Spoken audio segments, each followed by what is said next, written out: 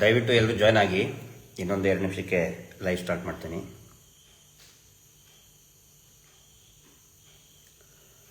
Sound clear ಇದ್ದರೆ sound clear ಅಂತ ಒಂದು ಮೆಸೇಜ್ ಹಾಕಿ. ಬರ್ತಾ ಇದೆಯಲ್ಲ, ಚೆಕ್ ಮಾಡಿ.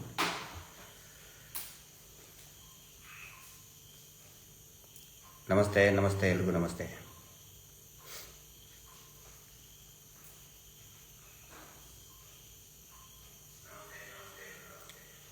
ಸೌಂಡ್ ಕ್ಲಿಯರ್ ಇದೆಯಲ್ಲ? ಓಕೆ. ದಯವಿಟ್ಟು ಎಲ್ಲರೂ ಆದಷ್ಟು ಬೇಗ ಜಾಯ್ನ್ ಆಗಿಬಿಡಿ. ಅತ್ಯಂತ ಪ್ರಮುಖ ವಿಷಯದ ಬಗ್ಗೆ ಇವತ್ತು ನಾನು ಮಾತಾಡಲಿಕ್ಕಿದೆ. ಮತ್ತು ಬಹುಶಃ ಮಾನ್ಯ ವಿಜೇಂದ್ರ ಅವರು ರಾಜ್ಯ BJPಯ ಅಧ್ಯಕ್ಷರು ಮತ್ತು ಈ ರಾಜ್ಯದ ಯುವ ನಾಯಕರು ನನ್ನ ಮಾತು ಕೇಳಿಸ್ಕೋತಾರೆ ಅಂದ್ಕೊಂಡಿದ್ದೀನಿ. ಇವತ್ತಿನ ಈ ಲೈವನ್ನು ನೇರವಾಗಿ ವಿಜೇಂದ್ರ ಅವರ ಮನವನ್ನು ಮುಟ್ಟೋದಕ್ಕೆ, ಅದರ ಮುಖಾಂತರ ಈ ರಾಜ್ಯದ ಅನೇಕ ಸಾವಿರಾರು ಜನ ಹಿಂದೂ ಕಾರ್ಯಕರ್ತರನ್ನ ಮುಟ್ಟುವಂಥ ಪ್ರಯತ್ನವನ್ನು ಮಾಡ್ತಾ ಇದ್ದೇನೆ. ನನ್ನ ಮನದಾಳದ ಮಾತನ್ನು ನೇರವಾಗಿ ವಿಜೇಂದ್ರ ಅವರಿಗೆ ತಲುಪಿಸುವಂಥ ಪ್ರಯತ್ನ ಮಾಡ್ತಾ ಇದ್ದೇನೆ. ಬಹುಶಃ ಅವರು ಕೂಡ, ವಿಜೇಂದ್ರ ಅವರು ಸೋಷಿಯಲ್ ಮೀಡಿಯಾದಲ್ಲಿ ತುಂಬ ಆ್ಯಕ್ಟಿವ್ ಇರ್ತಾರೆ. ಅವ್ರಿಗೆ ಆದಂಥ ಒಂದು ಟೀಮ್ ಇರ್ತದೆ. ರಾಜ್ಯಾಧ್ಯಕ್ಷರಾಗಿರೋದ್ರಿಂದ BJP IT ಸೆಲ್ ತುಂಬ ಆ್ಯಕ್ಟಿವ್ ಆಗಿರುವಂಥ IT ಸೆಲ್ ಅದು. ರಾಜಕೀಯ ಪಕ್ಷಗಳಲ್ಲಿ ಭಾಳ ಆ್ಯಕ್ಟಿವ್ ಆಗಿರುವಂಥ IT ಸೆಲ್ಲು. ಸೊ ಅದರದ್ದು ಚೀಫ್ ಕೂಡ ಮಾನ್ಯ ವಿಜೇಂದ್ರ ಅವರು ಆಗಿರೋದ್ರಿಂದ ನೇರವಾಗಿ ಲೈವ್ ಮುಖಾಂತರ ಅವರ ಗಮನಕ್ಕೆ ಅನೇಕ ವಿಷಯಗಳು, ಸೌಜನ್ಯ ಪ್ರಕರಣಕ್ಕೆ ಸಂಬಂಧಪಟ್ಟಂತೆ, ಧರ್ಮಸ್ಥಳದ ಹತ್ಯಾಕಾಂಡಗಳು, ಧರ್ಮಸ್ಥಳದಲ್ಲಿ ನಿರಂತರವಾಗಿ ನಡೀತಕ್ಕಂತಹ ಅತ್ಯಾಚಾರ, ಕೊಲೆ ಇರ್ಬೋದು, ದಬ್ಬಾಳಿಕೆ ಇರ್ಬೋದು, ಶೋಷಣೆ ಇರ್ಬೋದು, ಅವುಗಳನ್ನು ಮಾನ್ಯ ವಿಜೇಂದ್ರ ಅವರ ಗಮನಕ್ಕೆ ತರುವಂಥ ಪ್ರಯತ್ನ ಮಾಡ್ತಾ ಇದ್ದೀನಿ. ಎಲ್ರಿಗೂ ನಮಸ್ತೆ. ನಾನು ನಿಮ್ಮ ಗಿರೀಶ್ ಮಟ್ಟಣ್ಣವರು. ವಿಜೇಂದ್ರ ಅವರು ನಿನ್ನೆ ಒಂದು ಸಮಾವೇಶವನ್ನು ಹಮ್ಮಿಕೊಂಡಿದ್ರು. ನಾನು ನೇರವಾಗಿ ಮಾನ್ಯ ವಿಜೇಂದ್ರ ಅವರ ಹೆಸರನ್ನೇ ಯಾಕೆ ನಾನು ಪ್ರಸ್ತಾಪ ಮಾಡ್ತಾ ಇದ್ದೀನಿ ಅಂತ ಹೇಳಿದರೆ, ನಿನ್ನೆ ಉಜಿರೆಯಿಂದ ಧರ್ಮಸ್ಥಳದವರೆಗೆ, ಉಜಿರೆ, ಬೆಳ್ತಂಗಡಿ ಎಲ್ಲ ಕಡೆ ರಾರಾಜಿಸ್ತಾ ಇದ್ದಂತಹ ಬ್ಯಾನರ್ ಬಂಟಿಂಗ್ಗಳಲ್ಲಿ ಧರ್ಮಸ್ಥಳ ಚಲೋ ನೇತೃತ್ವದಲ್ಲಿ BY ವಿಜಯೇಂದ್ರ BJP ರಾಜ್ಯಾಧ್ಯಕ್ಷರು. ಅದರ ಸಲುವಾಗಿ ನಾನು ನೇರವಾಗಿ ವಿಜಯೇಂದ್ರ ಅವರ ಹೆಸರು ಪ್ರಸ್ತಾಪಿಸಿ ನೇರವಾಗಿ ಅವರಿಗೆ ನಾನು ಈಗ ಮಾತಾಡ್ತಾ ಇದ್ದೇನೆ. ಹಲೋ ವಿಜೇಂದ್ರ ಅವರೇ, ದಯವಿಟ್ಟು ನನ್ನ ಮಾತನ್ನು ಕೇಳಿಸ್ಕೊತಾ ಇದ್ದೀರಾ? ಅಥವಾ ಇದನ್ನು ಲೈವ್ ಇದ್ದಿದ್ದನ್ನು ನೆಕ್ಸ್ಟ್ ಇದು ನನ್ನ ಇನ್ಸ್ಟಾಗ್ರಾಮ್ನಲ್ಲಿರ್ತದೆ ಮತ್ತು ನಮ್ಮ ಅನೇಕ ಯೂಟ್ಯೂಬ್ ಸ್ನೇಹಿತರು ಇದನ್ನು ಅಪ್ಲೋಡ್ ಮಾಡಲಿದ್ದಾರೆ. ದಯವಿಟ್ಟು ಅದನ್ನು ಪೂರ್ತಿ ನೋಡಿ, ನೀವೇ ಕೇಳಿಸ್ಕೋಬೇಕು ಅಂತ ನಿಮಗೋಸ್ಕರನೇ ಇವತ್ತು ಸ್ಪೆಷಲ್ಲಾಗಿ ಸೌಜನ್ಯ ಪ್ರಕರಣಗಳ ಬಗ್ಗೆ ಮಾಹಿತಿ ಕೊಡೋದಕ್ಕೇ ಮಾಡ್ತಾ ಇದ್ದೀನಿ. ದಯವಿಟ್ಟು ವಿಜೇಂದ್ರ ಅವರೇ, ತಾವು ಸ್ಪಂದಿಸ್ತೀರಾ ಅಂತ ಈ ಲೈವನ್ನು ನಿಮಗೋಸ್ಕರ ಮೀಸಲಿಟ್ಟಿದ್ದೇನೆ. ದಯವಿಟ್ಟು ಕೇಳಿ. ಪ್ರಾರಂಭದಲ್ಲಿ ನಿನ್ನೆ ಕುಸುಮಾವತಿಯವರ ಮನೆಗೆ ವಿಜೇಂದ್ರ ಅವರು ಭೇಟಿ ಕೊಟ್ಟದ್ದಕ್ಕೆ ಇಡೀ ಸೌಜನ್ಯ ಹೋರಾಟ ಸಮಿತಿಯ ಪರವಾಗಿ ಅವರಿಗೆ ನಾನು ತುಂಬು ಹೃದಯದ ಧನ್ಯವಾದಗಳನ್ನು ಹೇಳ್ತಾ ಇದ್ದೇನೆ. ಯಾಕೆ ಅಂತ ಹೇಳಿದರೆ, ಈ ಧೈರ್ಯವನ್ನು ಹಾಕ್ಬಿಡಿ. ಈ ಧೈರ್ಯವನ್ನು ಯಾವುದೇ ಒಬ್ಬ ಆಕ್ಟಿವ್ ಆಗಿರುವಂತಹ ರಾಜಕಾರಣಿ ಮಾಡಿರಲಿಲ್ಲ, ಅಧಿಕಾರದಲ್ಲಿರುವಂತಹ ರಾಜಕಾರಣಿ ಮಾಡಿರಲಿಲ್ಲ. ಆದರೆ ವಿಜಯೇಂದ್ರ ಅವರು ಅಲ್ಲಿ ಏನು ಧರ್ಮಸ್ಥಳ ಚಲೋ ಸಭೆ ಮುಗಿಸಿದ ತಕ್ಷಣವೇ ಇಲ್ಲಿಯ ಮಾನ್ಯ ಶಾಸಕರ ಜೊತೆಗೆ, ಸ್ಥಳೀಯ ಶಾಸಕರಾದಂಥ ಹರೀಶ್ ಪೂಂಜಾ ಅವ್ರ ಜೊತೆಗೆ ಮತ್ತು ಇನ್ನಿಬ್ಬರು 3 ಜನ ನಾಯಕರ ಜೊತೆಗೆ ಬಂದಿದ್ದಾರೆ. ಬಂದು ಮಾತಾಡಿದ್ದಾರೆ. ನಮಗೆ ಯಾಕೆ ಇದರಿಂದ ಸಮಾಧಾನ ಆಗಿದೆ ಅಂತ ಹೇಳಿದರೆ, DK ಶಿವಕುಮಾರ್ ಹತ್ರ ಕಳೆದ ಒಂದು 2-3 ತಿಂಗಳ ಹಿಂದೆ ತಾಯಿ ಕುಸುಮಾವತಿ, ಸೌಜನ್ಯಳ ತಾಯಿ ಕುಸುಮಾವತಿಯವರು ಬೆಳ್ತಂಗಡಿಗೆ ಹೋಗಿ ಒಕ್ಕಲಿಗರ ಒಂದು ಸಮಾವೇಶ ಇದ್ದಾಗ DK ಶಿವಕುಮಾರ್ ಅವರಿಗೆ ಭೇಟಿಯಾಗಬೇಕು ಅಂತ ಹೋದಾಗ ಅತ್ಯಂತ ನಿಷ್ಕೃಷ್ಟವಾಗಿ, ಕೇವಲವಾಗಿ ಕುಸುಮಾವತಿಯವರನ್ನು ನೋಡಿ ಅವರನ್ನು ಕೂತ್ಕೊಳ್ಳೋದಕ್ಕೂ ಹೇಳ್ದೇನೆ ಕಳಿಸಿದಂಥವರು DK ಶಿವಕುಮಾರ್ ಅವರು, ಈ ರಾಜ್ಯದ ಮಾನ್ಯ ಉಪಮುಖ್ಯಮಂತ್ರಿಗಳು. ಆದರೆ ವಿಜೇಂದ್ರ ಅವರು ನೇರವಾಗಿ ಅವರ ಮನೆಗೆ ಹೋಗಿದ್ದು ನಮಗೆ ಸಮಾಧಾನ ತಂದಿದೆ. ಧನ್ಯವಾದಗಳು. ನನಗೆ ಕಾಡ್ತಾ ಇರೋದು ಈ ಪೇಪರ್ ಕಟ್ಟಿಂಗ್ ತುಂಬ ಎಲ್ಲ ಕಡೆ ನಿನ್ನೆ ಮತ್ತೆ ಕಳೆದ ಒಂದು 15 ದಿನದಿಂದ ಷಡ್ಯಂತ್ರ ಅಂತ ಹೇಳ್ತಾ ಇದ್ದಾರಲ್ಲ, ಅದರ ನೇತೃತ್ವವನ್ನ ವಿಜಯೇಂದ್ರ ಅವರು ವಹಿಸ್ಕೊಳ್ಳೋಕ್ಕಿಂತ ಮುಂಚೆ ನಮ್ಮನ್ನು ಯಾರನ್ನಾದ್ರೂ ಕರಿಬಹುದಿತ್ತಲ್ಲ, ಕರೆದು ಕೇಳಬಹುದಾಗಿತ್ತಲ್ಲ. ನಾವೇನಿಲ್ಲ ಅಂತ ಹೇಳ್ತಾ ಇದ್ದಿಲ್ಲ. ಯಾಕಂತ ಹೇಳಿದ್ರೆ ನಾನು ವಿಜಯೇಂದ್ರ ಅವರಿಗೆ ತುಂಬಾ ಆಪ್ತನಾಗಿದ್ದಂಥವನು ಒಂದು ಕಾಲಕ್ಕೆ. ವಿಜಯೇಂದ್ರ ಅವರಿಗಿಂತ ನಮ್ಮ ಹಿರಿಯರಾದಂತಹ ಯಡಿಯೂರಪ್ಪನವರ ಗರಡಿಯಲ್ಲಿ ಬೆಳೆದಂಥವನು. ರಾಜ್ಯ ಬಿಜೆಪಿ ಯುವ ಮೋರ್ಚಾದ ಉಪಾಧ್ಯಕ್ಷನಾದೆ ಮೊದಲು 2006ರಲ್ಲಿ, 2005-6ರಲ್ಲಿ. ಅದಾದ ನಂತರ ನನಗೆ 2007ರಲ್ಲಿ ರಾಜ್ಯ ಬಿಜೆಪಿ ಯುವ ಮೋರ್ಚಾದ ರಾಜ್ಯದ ಘಟಕದ ಅಧ್ಯಕ್ಷರನ್ನಾಗಿ ಮಾಡಿದರು. ಅದಾದ ನಂತರ ಕಂಠೀರವ ಸ್ಟುಡಿಯೋದ ಚೇರ್ಮನ್ ಆಗಿದ್ದೆ ನಾನು, ಅಧ್ಯಕ್ಷನಾಗಿದ್ದೆ. ಫಿಲ್ಮ್ ಇಂಡಸ್ಟ್ರಿ ಚೇರ್ಮನ್ ಆಗಿದ್ದೆ ನಾನು 2 ವರ್ಷ. ಅದಾದ ನಂತರ 2 ವರ್ಷ ಕಾಡಾದ ಅಧ್ಯಕ್ಷ, ಕಾಡಾ ಅಂದರೆ ಕಮಾಂಡ್ ಏರಿಯಾ ಡೆವಲಪ್ಮೆಂಟ್ ಅಥಾರಿಟಿಯ ಅಧ್ಯಕ್ಷ, ಕ್ಯಾಬಿನೆಟ್ ರ್ಯಾಂಕ್ದ ಅಧ್ಯಕ್ಷ ಆಗಿದ್ದೆ 2013 ಚುನಾವಣೆವರೆಗೂ ಕೂಡ. ಮಾನ್ಯ ಯಡಿಯೂರಪ್ಪನವರ ಗರಡಿಯಲ್ಲಿ ಬೆಳೆದಂಥವು. ಅಷ್ಟೇ ಅಲ್ಲ, ವಿಜಯೇಂದ್ರ ಅವರು ಕೂಡ ಅನೇಕ ಕೆಲವು ಸಂದರ್ಭಗಳಲ್ಲಿ ತೊಂದರೆ ಆದಾಗ ನಡುರಾತ್ರಿ ಏನಾದರೂ ಫೋನ್ ಮಾಡಿದರೆ ನಮ್ಮ ಫೋನನ್ನು ರಿಸೀವ್ ಮಾಡಿ ಸ್ಪಂದನೆ ಮಾಡಿದ್ದು ವಿಜಯೇಂದ್ರ ಅವರು. ಯಾಕಂದ್ರೆ ನಾನು ಅದು ಹೇಳಬೇಕಾಗತ್ತೆ. ಯಾಕಂದ್ರೆ ನಾನು ಟೀಕಾಕಾರರನ್ನಲ್ಲ. ಸುಮಾರು ಜನ ರಾಜಕೀಯದಲ್ಲಿ ಏನಾಗ್ಬಿಡ್ತದೆ, ಸಹಾಯ ತಗೊಂಡು ಆ ಸಹಾಯವನ್ನು ಸಾರ್ವಜನಿಕವಾಗಿ ಹೇಳಲ್ಲ. ಎಷ್ಟೋ ಜನ ಲೀಡರ್ಗೆ ಈ ಕಡೆ ಸಹಾಯ ತಗೊಂಡಿರ್ತಾರೆ, ಆದರೆ ಅವರು ವಿರೋಧ ಮಾಡಬೇಕಾದ್ರೆ ಆ ಸಹಾಯವನ್ನ ಹೇಳಲ್ಲ. ಆದರೆ ನಾನು ಹೇಳ್ತಾ ಇದ್ದೀನಿ, ಸಾರ್ವಜನಿಕವಾಗಿ ಹೇಳ್ತಾ ಇದ್ದೀನಿ, ನಡುರಾತ್ರಿ ಏನಾದರೂ ಕರೆ ಮಾಡಿದ್ರೆ ವಿಜೇಂದ್ರ ಅವರಿಗೆ ತಕ್ಷಣವೇ ಸ್ಪಂದಿಸುವಂತಹ ಆ ಒಂದು ಮೈಂಡ್ಸೆಟ್ ಇರೋದು, ಕಾರ್ಯಕರ್ತರು ಫೋನ್ ಮಾಡಿದರೆ ಸ್ಪಂದಿಸುವಂತ. ನಾನು ಕರೆ ಮಾಡಿದಾಗೂ ಕೂಡ ವಿಜೇಂದ್ರ ಅವರು ಸ್ಪಂದಿಸಿದ್ದಾರೆ, ತಕ್ಷಣಕ್ಕೇ ಸ್ಪಂದಿಸಿದ್ದಾರೆ. ನನ್ನ ಮಗಳು ಹುಟ್ಟಿ ಧಾರವಾಡದಲ್ಲಿ ತಕ್ಷಣಕ್ಕೆ ಇದನ್ನ ಸರಿ ಚೆಕಪ್ಪಿಗೆ ಅಂತ ಹೇಳಿ ಬಹಳ ಸೀರಿಯಸ್ ಕಂಡೀಷನ್ ಇತ್ತು. ಅವಾಗ ಸ್ಪಂದಿಸಿದ್ದು ಮಾನ್ಯ ಯಡಿಯೂರಪ್ಪನವರು. ನಾನು ಬರ್ತಾ ಇದ್ದೇನೆ ಗಿರೀಶ, ನಿನ್ನ ಮನೆಗೆ ನಿನ್ನ ಮಗಳು ನೋಡೋದಕ್ಕೆ ನಾನು ಬರ್ತಾ ಇದ್ದೇನೆ ಅಂತ ಹೇಳಿದ್ರು ಯಡಿಯೂರಪ್ಪನವರು. ಯಾವಾಗ ಇದು ಮೇ ಬಿ 2009ರಲ್ಲಿ 2008ರಲ್ಲಿ ಇರಬೇಕು. ಇದು 2008ರಲ್ಲಿ ಧಾರವಾಡದಲ್ಲಿ ಏನೋ ಹುಬ್ಬಳ್ಳಿ ಒಂದು ಕಾರ್ಯಕರ್ತರ ಸಮಾವೇಶ ಇತ್ತು.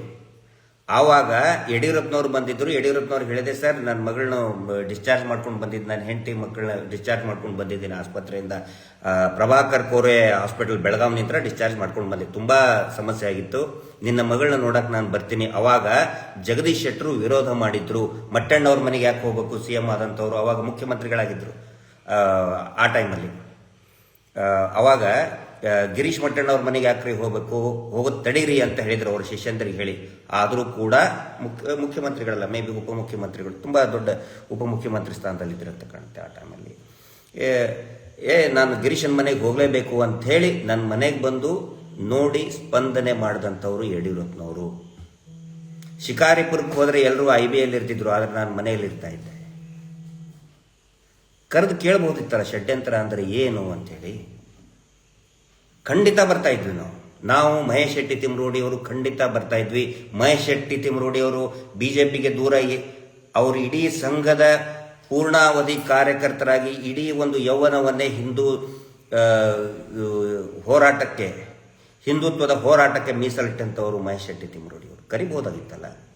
ಏನ್ರಿ ಷಡ್ಯಂತ್ರ, ನೀವು ಹಿಂದೂ ದೇವಸ್ಥಾನದ ವಿರುದ್ಧ, ನೀವು ಹಿಂದೂ ಧರ್ಮದ ವಿರುದ್ಧ ಷಡ್ಯಂತ್ರ ಮಾಡ್ತಿದ್ರ ಅಂತ ಕರೆದ್ರೆ ರಾತ್ರೋರಾತ್ರಿ ಓಡಿ ಬರ್ತಾ ಇದ್ವಿ. ವಿಜೇಂದ್ರ ಅವರೇ ನಿಮ್ಮ ಹತ್ರ ಯಾಕೆ ಕರೀಲಿಲ್ಲ? ಕರೆದು ಮಾತಾಡಿಸ್ಬೋದಾಗಿತ್ತು. ಷಡ್ಯಂತ್ರ ನೋಡಿ ಪೇಪರ್ನಲ್ಲಿ, ಷಡ್ಯಂತ್ರ, ಹಿಂದೂ ಧರ್ಮದ ವಿರುದ್ಧ ಷಡ್ಯಂತ್ರ. ಇದ್ರ ಪೂರ್ತಿಯಾಗಿ ಇವರು ಟೀಕೆ ಮಾಡಿದ್ದು ನಮಗೆ ಅಂತ ಗೊತ್ತಿದೆ, ಅದ್ರ ಸಲುವಾಗಿ ಹೇಳ್ತಾ ಇದ್ದೀನಿ. ಷಡ್ಯಂತ್ರ, ಈ ಷಡ್ಯಂತ್ರ ಏನನ್ನೋದು ನಿಮಗೆ ನೆಕ್ಸ್ಟ್ ಇದರಲ್ಲಿ ಎಕ್ಸ್ಪ್ಲೈನ್ ಮಾಡ್ತೀನಿ. ಯಾರು ಷಡ್ಯಂತ್ರ ನಾವು ಮಾಡ್ತಾ ಇದ್ದೀವಾ ಅಥವಾ ಇನ್ನು ಯಾರು ಷಡ್ಯಂತ್ರ ಮಾಡ್ತಾ ಇದ್ದಾರೆ ಅದನ್ನು ಕೂಡ ಎಕ್ಸ್ಪ್ಲೈನ್ ಮಾಡ್ತೀನಿ. ಇಲ್ಲಿ ನಿನ್ನೆ ಕುಸುಮಾವತಿ ಅವರ ಮನೆಗೆ ಹೋದಾಗ ಅವರ ತಾಯಿ ಕುಸುಮಾವತಿ ಮತ್ತೆ ಪುರಂದರ್ ಗೌಡರು 2 ವಿಷಯಗಳನ್ನು ನಿಮ್ಮ ಗಮನಕ್ಕೆ ತಂದಿದ್ದಾರೆ. ನೀವು ಅದನ್ನು ಎಷ್ಟು ಗಂಭೀರವಾಗಿ ತಗೊಂಡಿದ್ದೀರೋ ನಮಗೆ ಗೊತ್ತಿಲ್ಲ. ಆದರೂ ಕೂಡ ಒನ್ಸ್ ಅಗೇನ್ ಹೇಳ್ತಾ ಇದ್ದೀನಿ. ಮೊದಲೇದ್ದು ತಾಯಿ ಕುಸುಮಾವತಿ ಹೇಳ್ತಾರೆ, ನಮ್ಮೆಲ್ಲರಿಗೂ ಕೂಡ ತಾಯಿ ಸಮಾನಳೆ, ಅವರು ಹೋರಾಟದ ತಾಯಿ, ಒಂದು ಮೈಶೆಟ್ಟಿ ತಿಮ್ಮರೋಡಿ ಅವರ ಶ್ರೀಮತಿಯವರು ಮತ್ತು ಇವರು ಹೋರಾಟದ ತಾಯಂದಿರವರು ಅನ್ನಪೂರ್ಣೇಶ್ವರಿ ಅವರು. ಅವ್ರು ಹೇಳ್ತಾರೆ, ಅಳ್ತಾ ಹೇಳ್ತಾರೆ,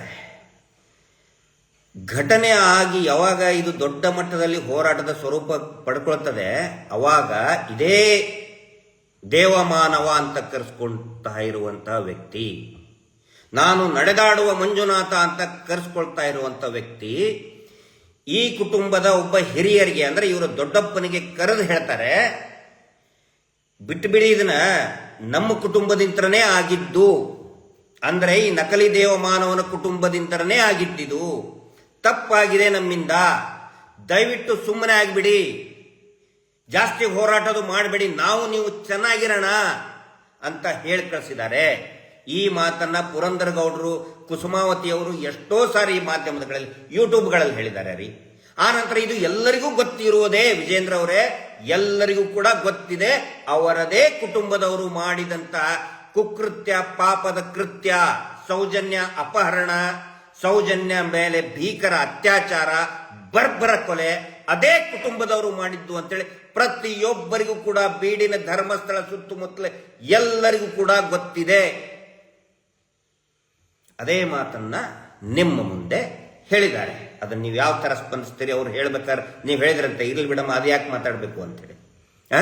ಅಂದ್ರೆ ಈಗ ಒಂದು ಕಳ್ತನ ಆಗಿರ್ತದೆ ಮನೆಯಲ್ಲಿ, ನೀವು ಹೇಳೋದು ಆ ಮನೆಯವನಿಗೆ ನ್ಯಾಯ ಸಿಗ್ಲಿ, ಆದ್ರೆ ಕಳ್ಳರನ್ನ ಹಿಡಿಬೇಡಿ. ಆ ನಿಲುವು ಇದೆಯಾ ನಿಮ್ದು? ಕಳ್ಳರನ್ನ ಹಿಡಿಬೇಡಿ, ಆದ್ರೆ ಕಳ್ತನಾದ ಮನೆಯವನಿಗೆ ನ್ಯಾಯ ಸಿಗ್ಲಿ. ಏನಿದ್ರ ಅರ್ಥ? ಆ ನಿಲುವ ನಿಮ್ದು? ಸ್ಪಷ್ಟಪಡಿಸ್ಬೇಕು ನೀವಂತ. ಎರಡನೇದು, ಪುರಂದರಗೌಡರು ನಿಮಗೆ ಹೇಳಿದರು ಏನಂತ, ಸರ್ ಸೌಜನ್ಯ ಡೆಡ್ ಬಾಡಿ ಬಿದ್ದಾಗ ಪಕ್ಕದಲ್ಲಿ ಒಂದು ಚೀಟಿ ಇತ್ತು, ಇದನ್ನ ನಾನು ನಿಮ್ಗೆ ತೋರಿಸ್ತಾ ಇದ್ದೀನಿ ಇನ್ಸ್ಟಾಗ್ರಾಮ್, ಇಲ್ಲಿ ನೋಡಿ ಇದನ್ನು ದಯವಿಟ್ಟು ವಿಜೇಂದ್ರ ಅವರೇ ದಯವಿಟ್ಟು ಇದನ್ನ ನೋಡಿ. ಈ ಚೀಟಿ ನೋಟ್ಬುಕ್ ನಲ್ಲಿರುವಂತಹ ಹಾಳೆಯ ಒಂದು ತುಂಡು, ಇಲ್ಲಿ ಇರುವುದು ಸೌಜನ್ಯಳ ಡೆಡ್ ಬಾಡಿ, ಇದು ಅವಳ ಮೃತದೇಹ. ಅದನ್ನು ಪೂರ್ತಿ ನಮಗೆ ಇವತ್ತಿಗೂ ಕೂಡ ನೋಡೋಕ್ಕಾಗಲ್ಲ, ನೋಡಿದರೆ ಪೂರ್ತಿಯಾಗಿ ನಮ್ಮ ಖಿನ್ನತೆ ಜಾರಿ ಬಿಡ್ತೀವಿ. ಇದು ಸೌಜನ್ಯಳ ಡೆಡ್ ಬಾಡಿ, ಬ್ಲರ್ ಮಾಡಿದ್ದೀವಿ. ಇದು ಆ ಒಂದು ನೋಟ್ಬುಕ್ಕಿನ ಚೀಟಿ. ವಿಜೇಂದ್ರ ಅವರೇ, ಮಾನ್ಯ ವಿಜೇಂದ್ರ ಅವರೇ, ಚೀಟಿ ಏನು ಗೊತ್ತಾ, ನಿನ್ನೆ ಪುರಂದರಗೌಡರು ಏನು ಹೇಳಿದರು, ನೀವು ಇನ್ನೂ ಒಂದು ಅರ್ಧ ಗಂಟೆ 1 ಗಂಟೆ ಇರಬೇಕಾಗಿತ್ತಲ್ಲಿ. ಆ ಚೀಟಿ ಎಲ್ಲಿದು ಅಂತ ಹೇಳಿದ್ರೆ ಸೌಜನ್ಯಳ ನೋಟ್ಬುಕ್ ನಲ್ಲಿರುವಂತಹ ಚೀಟಿ. ಅದನ್ನ ಹರಿದಿದ್ದು ಯಾರು, ಹರಿದು ಇಟ್ಕೊಂಡು ಹೋಗಿದ್ದು ಯಾರು ಅಂತ ಹೇಳಿದ್ರೆ ಬೆಳ್ತಂಗಡಿ ಪೊಲೀಸ್ ಠಾಣೆಯ ಕಾನ್ಸ್ಟೇಬಲ್. ಹಿಂದೆ ಯಾವಾಗ ಸೌಜನ್ಯ ಮಿಸ್ಸಿಂಗ್ ಆಗ್ತಾಳಲ್ಲ, ಅವಳ ಡೆಡ್ ಬಾಡಿ ಮರುದಿನ ಸಿಕ್ಕಿದ್ದು, 10ನೇ ತಾರೀಕು ಸಿಕ್ಕಿದ್ದು. 9ನೇ ತಾರೀಕು ರಾತ್ರಿ 10 ಗಂಟೆಗೆ ಪೊಲೀಸ್ ಕಾನ್ಸ್ಟೇಬಲ್ ಬಂದು ಸರ್ಚ್ ಮಾಡ್ತಾ ಇರ್ತಾರೆ ಸೌಜನ್ಯ ಮನೆ. ಅವಳ ಸ್ಟಡಿ ಟೇಬಲ್ ಸರ್ಚ್ ಮಾಡಬೇಕಾದ್ರೆ ಅವಳ ನೋಟ್ಬುಕ್ ನಲ್ಲಿ ಇರತಕ್ಕಂತಹ ಒಂದಿಷ್ಟು ಮೊಬೈಲ್ ನಂಬರ್, ಅದು ಕೂಡ ಅವ್ರ ಮೊಬೈಲ್ ನಂಬರ್ ಅವ್ರ ಸಂಬಂಧಿಕರದದು, ಅವ್ರ ಚಿಕ್ಕಪ್ಪನ ನಂಬರು. ಸೌಜನ್ಯಳಿಗೆ ಒಂದು ಹ್ಯಾಬಿಟ್ ಇತ್ತು, ಸುಖ ಸುಮ್ಮನೆ ಅವ್ರ ಸಂಬಂಧಿಕರ ಮನೆಗೂ ಹೋಗ್ತಿರ್ಲಿಲ್ಲ, ಅಷ್ಟು ಶಿಸ್ತಿನ ಹುಡುಗಿ ಸೌಜನ್ಯ. ಫೋನ್ ಮಾಡಿ ಚಿಕ್ಕಪ್ಪ ಬರ್ಬೇಕಾ, ದೊಡ್ಡಪ್ಪ ಬರ್ಬೋದಾ, ಅಪಾಯಿಂಟ್ಮೆಂಟ್ ತಗೊಂಡು ಹೋಗ್ತಾ ಇದ್ಲು. ಆ ನಂಬರ್ದು ಅದನ್ನ ಚೀಟಿ ಹರಿದು, ಆ ಚೀಟಿ ಎಲ್ಲಿ ಸಿಕ್ಕಿದ್ದು ಹೇಳಿ, ಹಿಂದಿನ ಅಂದ್ರೆ 9ನೇ ತಾರೀಕು ಸಾಯಂಕಾಲ ಮಿಸ್ಸಿಂಗ್ ಆದಾಗ ಕಾನ್ಸ್ಟೇಬಲ್ಗಳು ತಗೊಂಡು ಹೋಗ್ತಾರೆ ಅದನ್ನ. ಆ ಚೀಟಿ ಸಿಕ್ಕಿದ್ದು ಮರುದಿನ ಸೌಜನ್ಯಳ ಡೆಡ್ ಬಾಡಿ ಪಕ್ಕ, ಫೋಟೋ ಸಮೇತ ತೋರಿಸ್ತಾ ಇದ್ದೀನಿ ಸ್ವಾಮಿ. ವಿಜೇಂದ್ರ ಅವರೇ ದಯವಿಟ್ಟು ನೋಡಿ, ದಯವಿಟ್ಟು ನೋಡಿ. ಷಡ್ಯಂತ್ರ ಷಡ್ಯಂತ್ರ ಷಡ್ಯಂತ್ರ ಅನ್ನೋರು ನೋಡಿ ಇದನ್ನ. ಸೌಜನ್ಯಳ ಡೆಡ್ ಬಾಡಿಯಲ್ಲಿ ಒಂದು ಚೂರು ನೆನೆದಿಲ್ಲ. ಮಳೆ ಬಂದಿತ್ತು ಅಂತ ಹೇಳ್ತಾರಲ್ಲ, ಇಡೀ ರಾತ್ರಿ ಮಳೆ ಆಗಿತ್ತು, ಒಂದು ಚೂರು ತೊಯ್ದಿಲ್ಲ ಸ್ವಾಮಿ ಅದು. ವಿಜೇಂದ್ರ ಅವರೇ ನೋಡಿ, ಸ್ವಲ್ಪ ಅಧ್ಯಯನ ಮಾಡಿ. ಪೊಲೀಸ್ ಕಾನ್ಸ್ಟೇಬಲ್ ತಗೊಂಡು ಹೋದಂತ ಚೀಟಿ ರಾತ್ರಿ, ಹಿಂದಿನ ದಿನ ರಾತ್ರಿ ಸೌಜನ್ಯಳ ಡೆಡ್ ಬಾಡಿ ಪಕ್ಕ ಹ್ಯಾಂಗೆ ಬಂತು? ಇವರು ಷಡ್ಯಂತ್ರ ರೂಪಿಸ್ತಾ ಇದ್ರು. ಸೌಜನ್ಯಳಿಗೆ ಒಂದು ಸಂಬಂಧ ಇತ್ತು, ಬಾಯ್ ಫ್ರೆಂಡ್ ಇದ್ದ, ಅದು ಇದು ಅಂತ ಕಟ್ಟೋದಕ್ಕೆ ನೋಡ್ತಾ ಇದ್ರು. ಅದು ಆಗಲಿಲ್ಲ. ಮಾನ್ಯ ವಿಜೇಂದ್ರ ಅವರಿಗೆ ಇದನ್ನು ಅಧ್ಯಯನ ಮಾಡಬೇಕಾಗಿತ್ತು. ಷಡ್ಯಂತ್ರ ಅಂತ ಹೇಳಿ ನೇತೃತ್ವ ವಹಿಸ್ತಾ ಇದ್ದಾರಲ್ಲ, ಷಡ್ಯಂತ್ರದ ನೇತೃತ್ವ, ಇದನ್ನ ಅಧ್ಯಯನ ಮಾಡಬೇಕಾಗಿತ್ತು. ಆನಂತರ ಈಗೇನು ಚಿನ್ನಯ್ಯ ಮಾಸ್ಕ್ ಮ್ಯಾನ್ ಸಿಕ್ಕಿದ್ದಾನೆ, ಇಡೀ ಸೌಜನ್ಯ ಪ್ರಕರಣದಲ್ಲಿ ಇಡೀ ಸೌಜನ್ಯ ಪ್ರಕರಣದಲ್ಲಿ ನನ್ನ ಪ್ರಕಾರ ತಿರುವು ಪಡೆದುಕೊಂಡಿದ್ದು ಯಾವಾಗ ಅಂತ ಹೇಳಿದರೆ, ಯಾವಾಗ ಸೌಜನ್ಯ ಸಾಯಂಕಾಲ ಮಿಸ್ಸಿಂಗ್ ಆಗ್ತಾಳೆ. ಮಿಸ್ಸಿಂಗ್ ಆಗಿದ್ದು ಗೊತ್ತಾಗಿದ್ದು 6-7 ಗಂಟೆಗೆ. 7 ಗಂಟೆಯಿಂದ ಬೆಳಿಗ್ಗೆ 1-2 ಗಂಟೆವರೆಗೆ ನಸುಕಿನ ನಡುರಾತ್ರಿ ಅಂತಾದ್ರೂ ಕರೀರಿ, ನಸುಕಾದ್ರೂ ಕರೀರಿ, ಅದಕ್ಕೆ 1-2 ಗಂಟೆವರೆಗೆ ಕನಿಷ್ಠ 5,000 ಜನ ಎದ್ದು ನಿಂತ್ಕೊಂಡಿದ್ದಾರೆ. 5,000 ಜನ ಸೇರಿದ್ದಾರೆ. ಇಡೀ ಧರ್ಮಸ್ಥಳ, ಬೆಂಗಳೂರು, ಸುತ್ತಮುತ್ತಲಿನ ಎಲ್ಲಾ ಹಳ್ಳಿಗಳಿಂದಲೂ ಜನರು ಬಂದಿದ್ದಾರೆ. ಅದು ಅತಿ ದೊಡ್ಡ ತಿರುವು. ಒಂದು ವೇಳೆ ಜನಗಳು ಸೇರದೆ ಹೋಗಿದ್ರೆ, ವಿಜೇಂದ್ರ ಅವರೇ ಮತ್ತು ಎಲ್ಲರೂ ಕೇಳಿಸ್ಕೊಳ್ಳಿ, ಇದನ್ನ ಅತಿ ಮುಖ್ಯವಾದಂತ ಮಾತನ್ನ ಹೇಳ್ತಾ ಇದ್ದೀನಿ.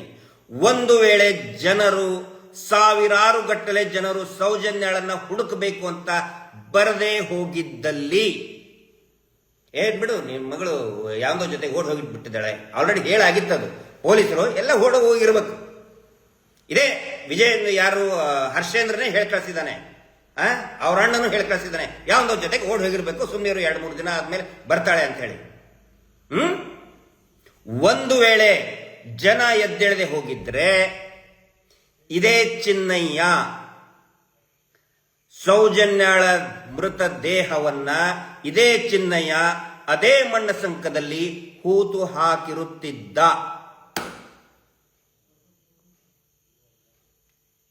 ಆಗ್ಲಿ ತನಿಖೆ, SIT ಅವ್ರ ತನಿಖೆ ಮಾಡಿ ಗೊತ್ತಾಗುತ್ತೆ.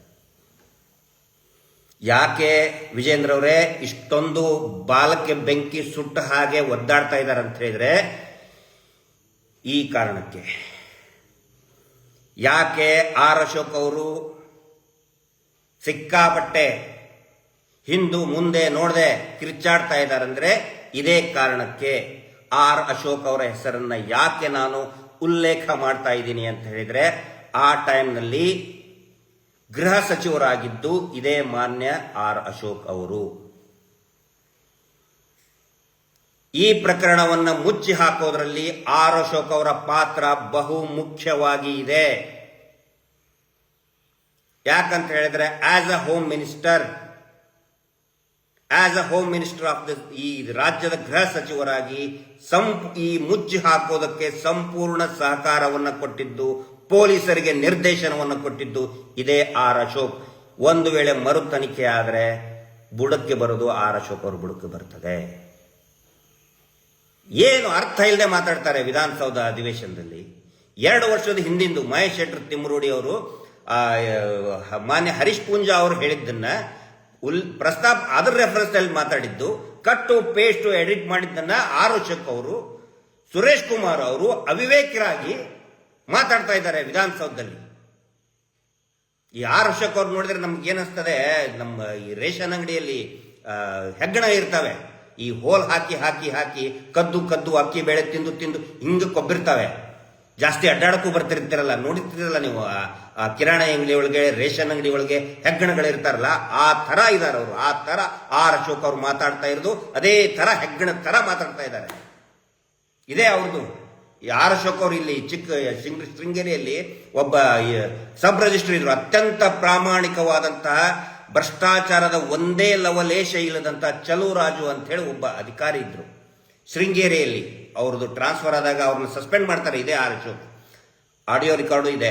ಇವರ PA ಆರ್ ಅಶೋಕ್ ಅವ್ರ PA ಮಂತ್ಲಿ ಇಸ್ಕೊಳಕ್ ಕೇಳಿರ್ತಾರೆ, ಯಾಕ್ರಿ ಯಾವನ್ರಿ ನೀನು ಮಂತ್ಲಿ ಇಸ್ಕೊಳಕ್ ಅನ್ನೋದು ತಲೆಗಿಲೆ ಕೆಟ್ಟಿದ್ಯಾ ಅಂತೇಳಿ ಚಲುರಾಜು ಅಂತಹ ಸಬ್ ರಿಜಿಸ್ಟರ್ ಹೇಳ್ತಾರೆ. ಅತ್ಯಂತ ಪ್ರಾಮಾಣಿಕ ಅಂತವ್ರನ್ನ ಸಸ್ಪೆಂಡ್ ಮಾಡಿಸೋದಲ್ಲ, ಸೇವೆಯಿಂದನೇ ಟರ್ಮಿನೇಟ್ ಮಾಡಿಸ್ತಾರೆ ಆರ್ ಅಶೋಕ್. ಇದೇ ಆಡಿಯೋ ಬಿಡ್ತೀನಿ, ಹಿಂದೂ ಕೂಡ ಬಂದಿತ್ತು, ಸಾರ್ವಜನಿಕವಾಗಿ ಅದು ಲಭ್ಯ ಇಲ್ಲ. ಅದು ಆಡಿಯೋ ಇದೆ ಬೇರೆ ಒಂದು ಇದರಲ್ಲಿ, ಹ್ಯಾಂಡ್ಸೆಟ್ ಅಲ್ಲಿ ನಮ್ಮ ಫ್ರೆಂಡ್ಸ್ ಇದರಲ್ಲಿದೆ. ಈಗ ದೊಡ್ಡದಾಗಿ ಹಿಂದೂ ಧರ್ಮಕ್ಕೆ ಅವಹೇಳನ ಅಂತ ಭಾಷಣ ಮಾಡ್ತಾರೆ ಆರ್ ಅಶೋಕ್ ಅವರೇ. ಇದೇ ಎಲ್ರದ್ದು ಇದೆ ಇವ್ರ ಹಣೆ ಬರ. ನೆಕ್ಸ್ಟು ಇದ್ರ ಬಗ್ಗೆ ಕಂಟಿನ್ಯೂ ಮಾಡ್ತಾ ಇದ್ದೀನಿ. ಅಗಳೇ ಹೇಳಿದ್ನಲ್ಲ, ಒಂದು ವೇಳೆ ಜನ ಎದ್ದೇಳದೆ ಹೋದ್ರೆ ಇದೇ ಚಿನ್ನಯ್ಯ ಅನ್ನುವಂತಹ ವ್ಯಕ್ತಿ ಸೌಜನ್ಯಾಳ ಡೆಡ್ ಬಾಡಿಯನ್ನ ಅದೇ ಮಣ್ಣ ಸಂಕದಲ್ಲಿ ಹೂತು ಹಾಕಿರ್ತಿದ್ದ. ಹೂತು ಹಾಕಿದ್ರೆ ಏನಾಗ್ತಿತ್ತು ಹೇಳಿ? ಒಂದು ಇನ್ನೊಂದು 4-5 ಸಾರಿ ಹೋಗ್ತಾ ಇದ್ರ ಪೊಲೀಸ್ ಸ್ಟೇಷನ್ಗೆ, ಮಗಳು ಸಿಗ್ಲಿಲ್ಲ ಅಂತ ಹೇಳಿ ಒಂದು ಮಿಸ್ಸಿಂಗ್ ಕೇಸ್ ರಿಜಿಸ್ಟರ್ ಮಾಡಿ ಸುಮ್ಮನೆ ಆಗ್ಬಿಡ್ತಿದ್ರು, ಮುಗೀತಲ್ವಾ? ಡೆಡ್ ಬಾಡಿ ಹೂತ್ ಹಾಕಿದ್ಮೇಲೆ ಏನ್ ಸಿಗ್ತದೆ? ಅವತ್ತು ಜನ ಎದ್ದಿರುವುದಕ್ಕೆ ಹೂತ್ ಹಾಕೋದಕ್ಕಾಗಿಲ್ಲ. ಜನ ಎಲ್ಲಿ ಬಂದು ನೋಡ್ಬಿಡ್ತಾರೆ ಅಂತ ಹೇಳಿ ಎಲ್ಲಿರೋದು ಡೆಡ್ ಬಾಡಿ ಸಿಕ್ಕಿದ್ದು ತೀರಾ ಕಾಡು ಒಳಗಡೆ ಅಲ್ಲ, ರಸ್ತೆಯ ಪಕ್ಕದ ತೋಡು ಹಳ್ಳ ಇದೆ, ಆ ತೋಡಿನ ಸಂಕದ ಪಕ್ಕನೇ ಇರೋದು, ಅದಕ್ಕೆ ಮಣ್ಣು ಸಂಕ ಅಂತಾರೆ. ಅದು ಇರೋದು ಎಕ್ಸಾಕ್ಟ್ಲಿ ಅಪೋಸಿಟ್ ಶಾಂತಿವನ. ಅಂದ್ರೆ ಇವ್ರದ್ದು ಮಸಾಜ್ ಸೆಂಟರ್ ಇದೆಯಲ್ಲ, ದಂಧೆ ಮಾಡೋದು ಮಸಾಜ್ ಸೆಂಟರ್ ಇದೆಯಲ್ಲ, ಸೆಲೆಬ್ರಿಟಿಗಳು ಹುಡುಗಿಯರನ್ನು ಕರ್ಕೊಂಡು ಬಂದು ದಂಧೆ ಮಾಡ್ತಾರಲ್ಲ, ಎಕ್ಸಾಕ್ಟ್ಲಿ ಅದರ ಎದುರುಗಡೆ, ಶಾಂತಿವನದ ಕಾಂಪೌಂಡಿನ ಎದುರುಗಡೆ. ಈಗ ಬರ್ತೀನಿ, ದಯವಿಟ್ಟು ಸಾರ್ವಜನಿಕರು ಆಸಕ್ತಿ ಇರೋರು, ಸೌಜನ್ಯ ಪ್ರಕರಣದಲ್ಲಿ ಆಸಕ್ತಿ ಇರೋರು ಮತ್ತು ಈ ಏನು ಹೂತಿಟ್ಟ ಶವ ಚಿನ್ನಯ್ಯನ ಬಗ್ಗೆ ಆಸಕ್ತಿ, ಈ ಪ್ರಕರಣದ ಆಸಕ್ತಿ ಇರೋರು ಡಿಟಾಕ್ಸ್ ಅನ್ನ ನೋಡಿ, ಮತ್ತೆ ಅಜಯ್ ಅಂಚನ್ ಅವರ ವಿಡಿಯೋಗಳನ್ನ ನೋಡಿ. ಅದರಲ್ಲಿ ಚಿನ್ನಯ್ಯ ಒಂದ್ ಕಡೆ ಹೇಳ್ತಾನೆ, ಸೌಜನ್ಯಾಳ ಡೆಡ್ ಬಾಡಿ ಸಿಕ್ಕಂತ ಸೌಂಡ್ ಇದೆಯಲ್ಲ, ಚೆಕ್ ಮಾಡಿ.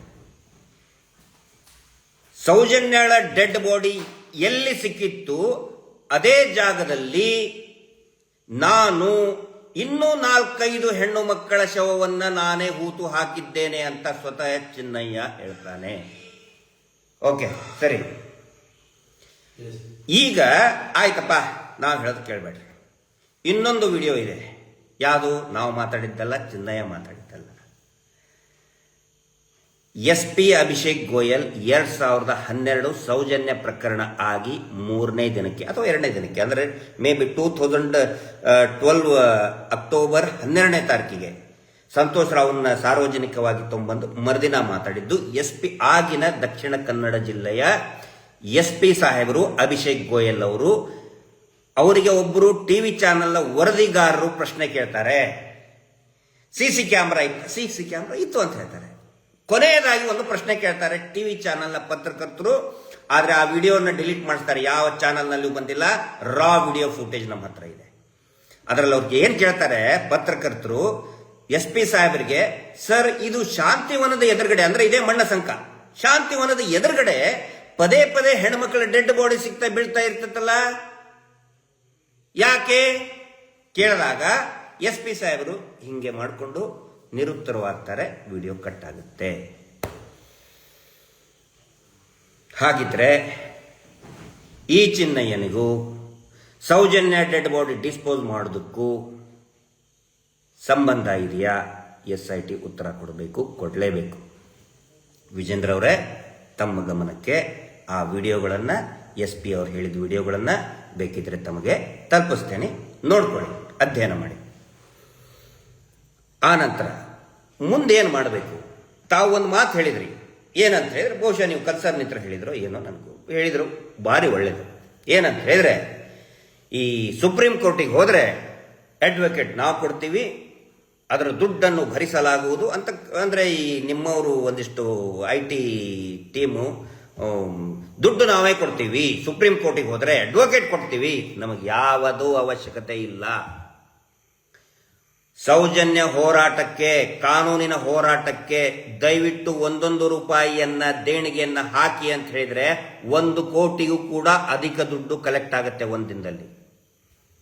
ಅಡ್ವೊಕೇಟ್ ಧನಂಜಯ್ ಸರ್ಗಿಂತ ಒಳ್ಳೆ ಅಡ್ವೊಕೇಟ್ ಬೇಕಾ? ಡೆಲ್ಲಿಯಲ್ಲಿ ಇದ್ದಾರೆ, ಸುಪ್ರೀಂ ಕೋರ್ಟ್ನ ಅತ್ಯಂತ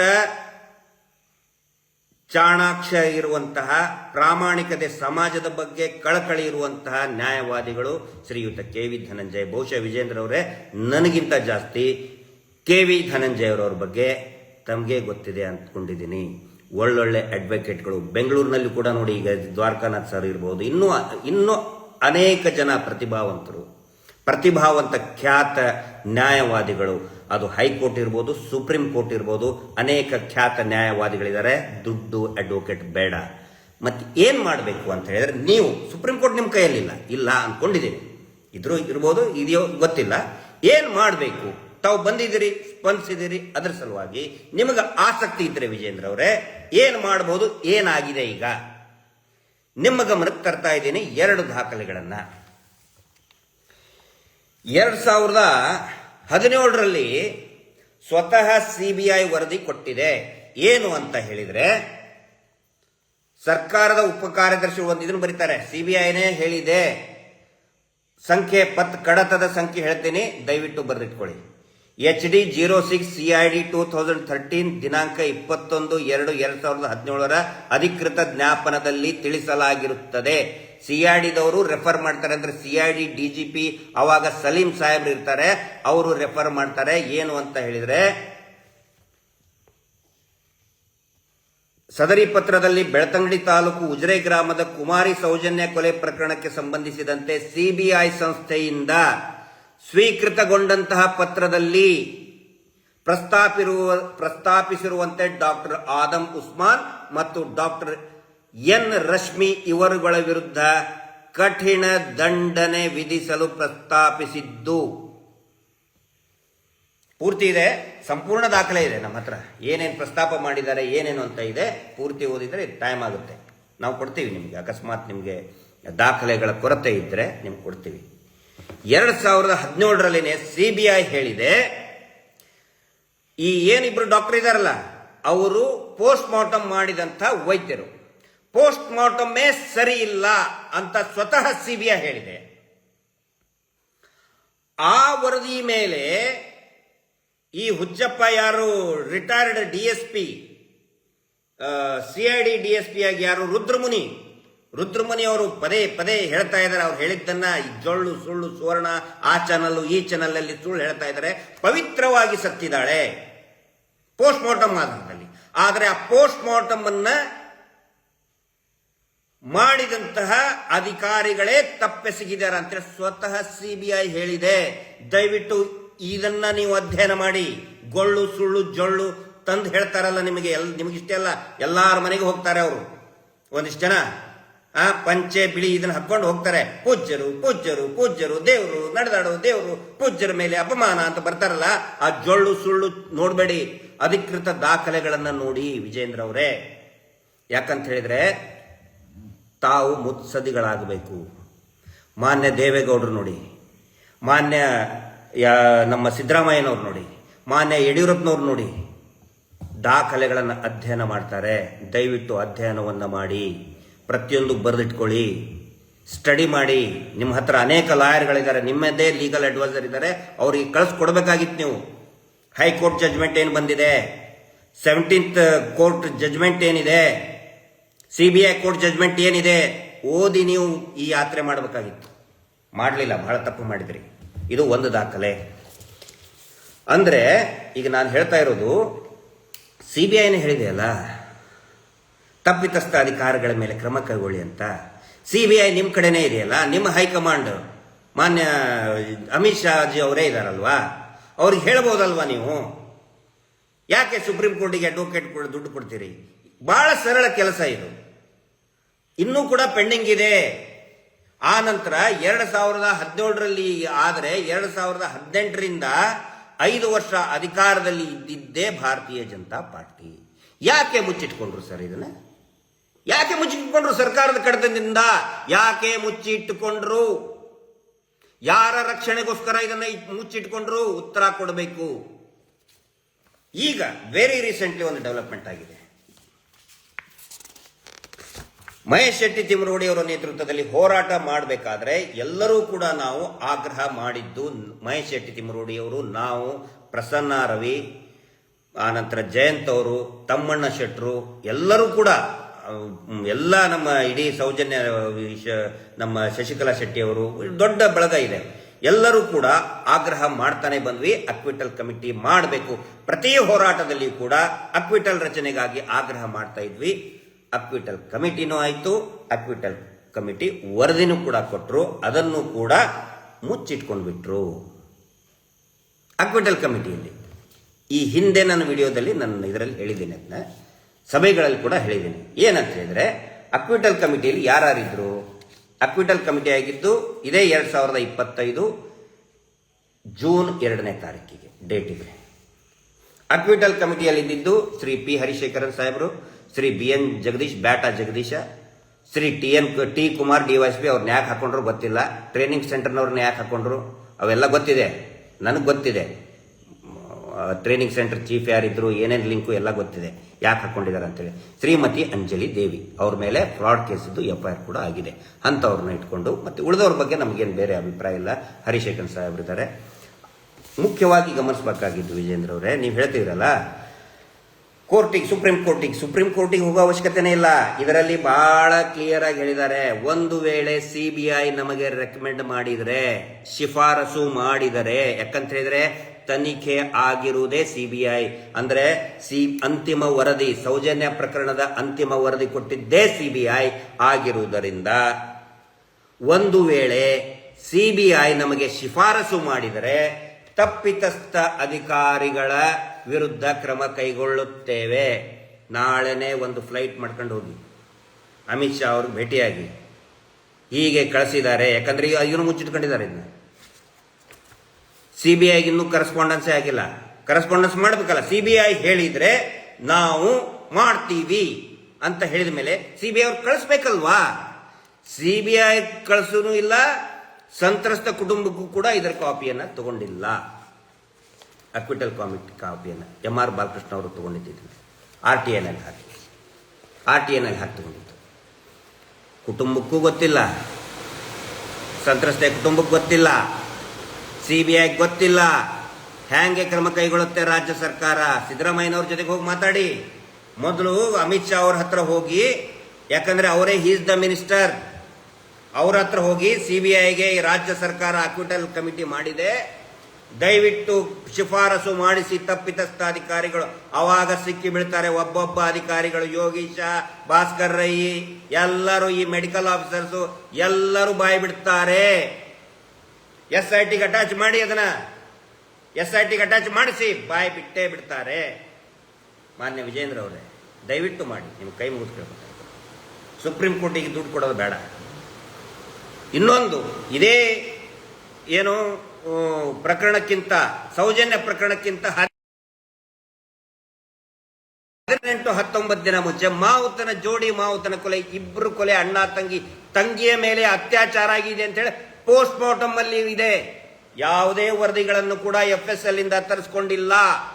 ಅತ್ಯಾಚಾರ ಕುರಿತಾದಂತಹ FSL ವರದಿ ಬೆಳ್ತಂಗಡಿ ಪೊಲೀಸರು ತರಿಸ್ಕೊಂಡಿಲ್ಲ.